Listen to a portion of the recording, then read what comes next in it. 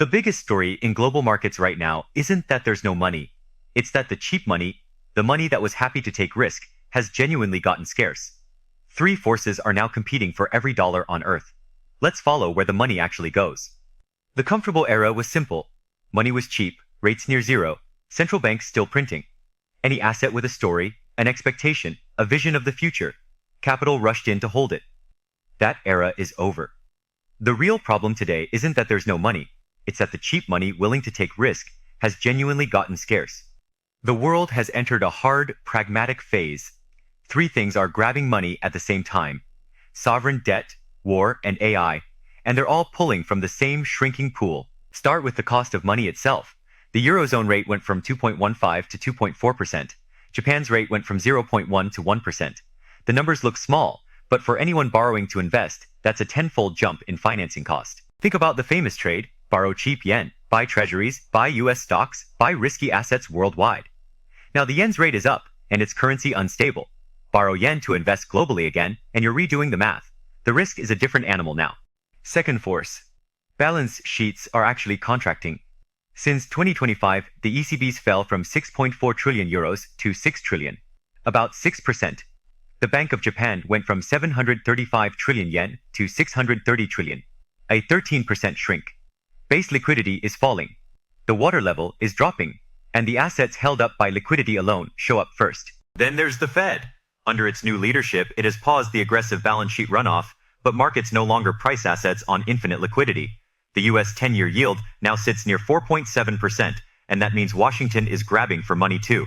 The higher Treasury yields climb, the more the US is shouting to the world's capital, "Come buy my debt, I'll pay you more."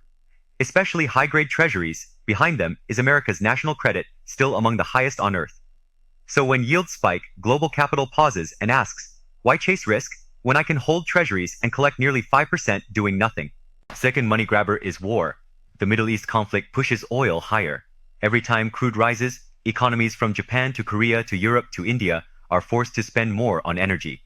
The ones most dependent on imported energy feel it most. Higher oil squeezes corporate profits, household consumption, and government budgets all at once. So a geopolitical conflict isn't just a mood swing, it's literally draining liquidity out of the system. The third is the AI industrial revolution. Cloud providers buy GPUs, data centers build server rooms, chip makers expand, power grids upgrade. Every step needs money. AI is new productivity, and a giant capital spending machine that sucks enormous liquidity out of the market at the same time. So what is the market, really? Everyone has a story about prices rising. But capital always arrives in order, and right now the question is, who grabs money first? Treasuries, because national credit multiplies them. Oil and war, because the short-term emotion is intense. AI, because it's future productivity. Everything else gets squeezed. That's why, between April and June, tech stocks still staged a powerful rally, even with oil and treasury yields rising. It tells you capital believes AI can transcend the cycle, even overpowering macro pressure for now. But this money isn't new, it's squeezed from existing assets. Not a broad bull, a structural rally inside a money-grabbing era. What would let global stocks rise again? Either the grabbers ease, oil back below 80, the 10-year back below 4.3, so the suction from debt and geopolitics clearly weakens. Or the AI cycle proves strong enough. Cloud capex keeps climbing, data centers keep expanding, chips, memory, optical modules, power equipment keep getting orders. The logic is clear. Assets with real cash flow will have long-term capital. Real orders, real profits. Someone always wants them. But assets built only on a story, with no profit, no orders, no policy backing, will find it harder and harder to raise money. In the past, money looked for assets. Now, assets fight for money. Liquidity lifted every boat. Now the water has dropped, and only ships with a real engine move forward. So next time you see the 10-year jump or oil spike, don't just watch the index. Watch who's grabbing the money and who's being left dry. That's the real story underneath the headlines. I'm Alex. Thanks for watching Alpha Future.